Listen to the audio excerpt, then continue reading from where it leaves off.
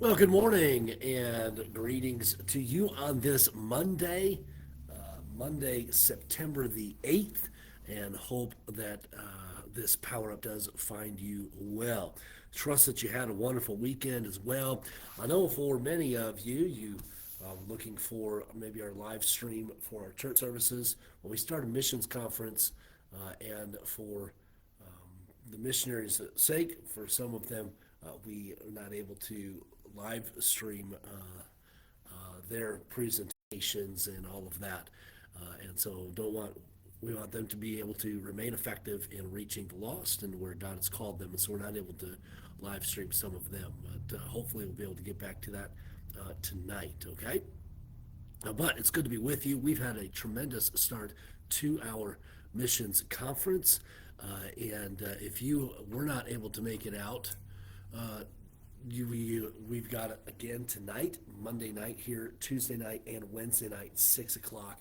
Would love to have you out for our missions conference. And then if you're not able to make it, would you be praying and praying for the missionaries, praying for God to work and to move? And then also let's be checking in with the live stream as well. You'd be a part of it that way. All right. Hit the share button if you haven't done so, and good to join you once again. Let's look at the book of Acts. Acts chapter number 8 is where we're going to be. Acts chapter number 8. And we're going to look, I want to focus in on one verse, but in order to grasp everything that this verse entails, which we're not going to be able to grasp everything that it entails in the short time that we're together, but we want to be able to understand what it is that's going on here. And so look with me, Acts chapter 8 and verse number 8. Okay, Acts chapter 8 and verse number 8. It says, and there was great joy in that city. Now, we might say, great joy. Man, I love that. I want to be happy. I want to have joy. I want to be glad, experience all the good things, the fun things, all that kind of stuff. And so, how did that happen in this city? In this city, there was great joy. Well, let's step back just a moment. We note that the previous chapter, okay, and we're not going to go into all of it, but if you were to go back to chapter number 7, you would note that Stephen has been martyred, okay, for his faith, for his testimony of the gospel. He had been killed. And there was one that was consenting to his death that you're probably very familiar with, that being Saul, or the Apostle Paul, as he is later named, okay.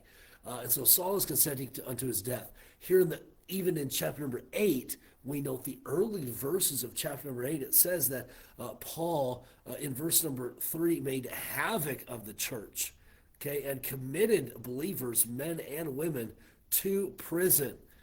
And because of that persecution by Saul, the word of God spread out of Jerusalem into other areas as well. In fact, if you were to go to Acts chapter number 9, you would note that Paul is chasing these believers up to Damascus. We know that Saul is met by Jesus on the Damascus road. And that's where he is saved, but he is heading to Damascus to wreak havoc on the church at that time.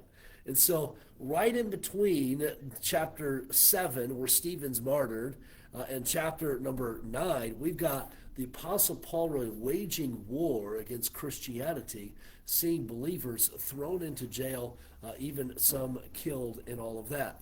And so, as you read Acts chapter 8 and verse number 8, and there was great joy in that city.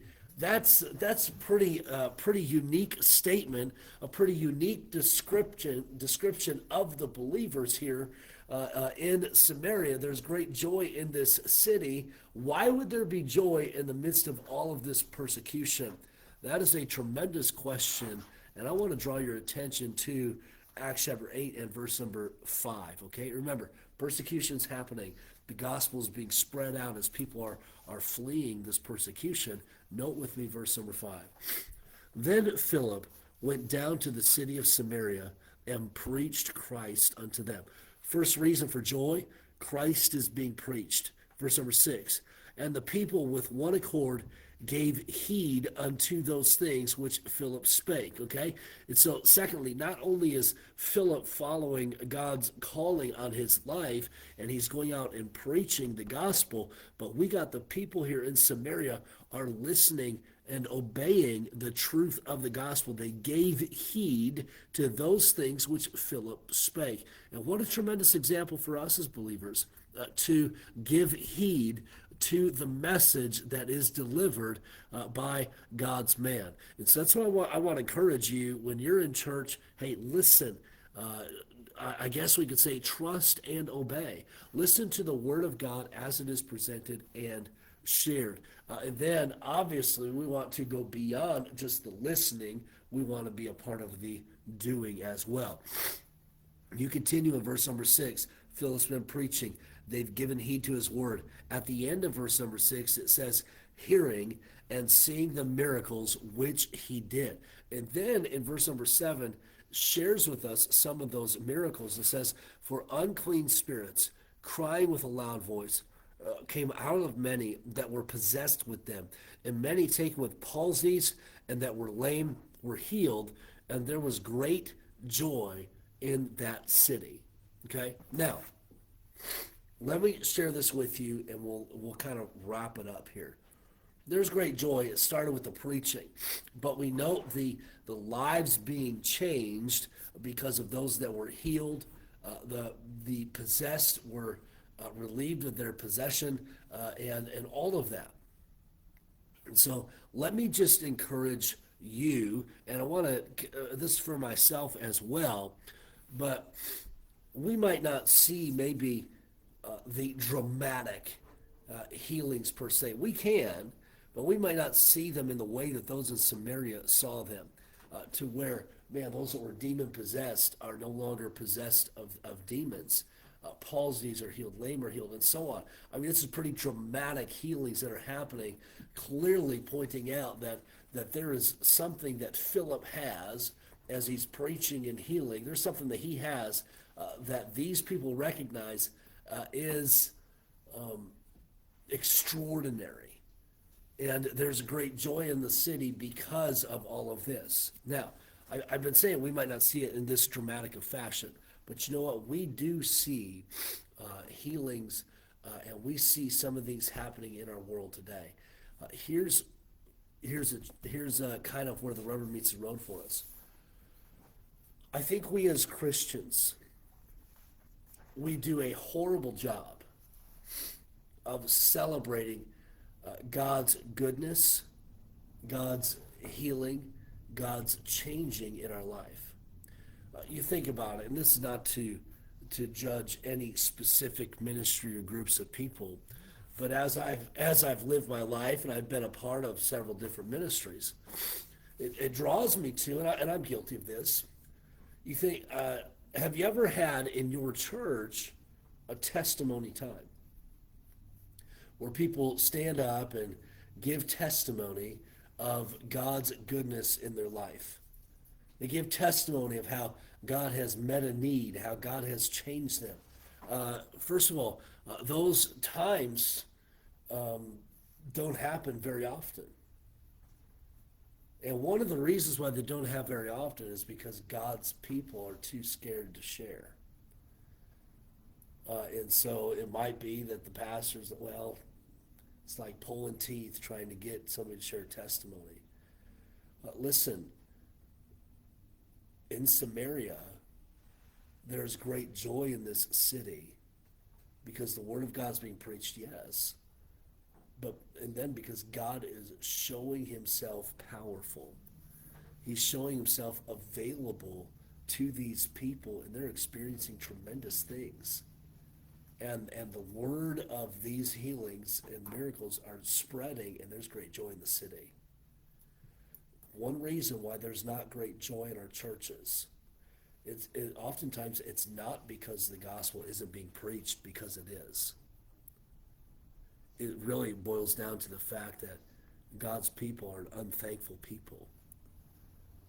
And unthankful people are not joyful people.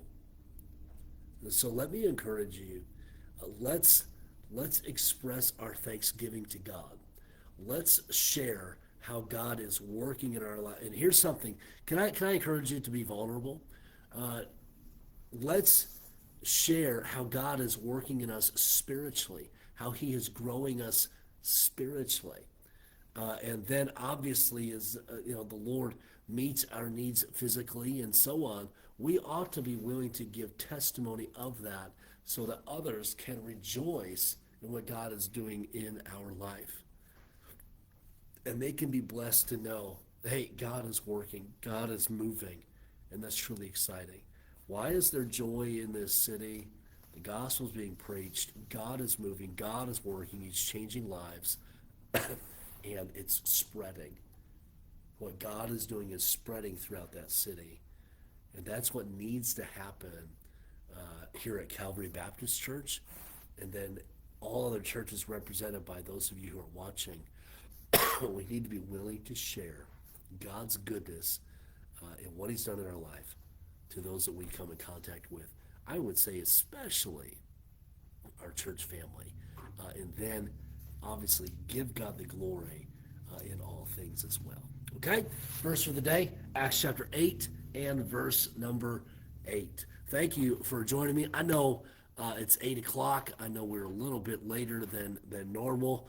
We had, no, I'm not making excuses, had a late night, had to set up here a little bit too, and then all that fun stuff. And so appreciate your patience with that. We'll get back on schedule here, Lord willing. We're kind of starting school here as well. We've been at it for a week now, and we're kind of sorting out our schedule, and so we'll kind of see what works out best for us, and we'll keep you apprised of that and our start times for our power up, okay? All right, Lord bless you guys. Hope you have a great day. We'd love to see you back at church tonight at 6 o'clock, and don't forget we'll have a light snack afterwards as well. Charlie and Marcia, good morning to you guys. Appreciate your faithfulness and always being on. Dennis and Geraldine, good morning to you guys. Thank you for always being an encouragement. Jan, it's good to have you on as well, and I hope that you have yourself a wonderful week. Paula Hill, good to have you on this morning. Becky, good morning to you as well. Have a wonderful day. Jean, so good to have you on as well, on live at least, and it's been a little while. Brian and Cindy, good morning to you guys. Ingrid, good morning to you. Love you and have a great day. And Grace, good to have you on. And Christy, good morning to you. Hope that you had a good weekend, Christy. All right, Lord bless you guys. Have a great rest of your day.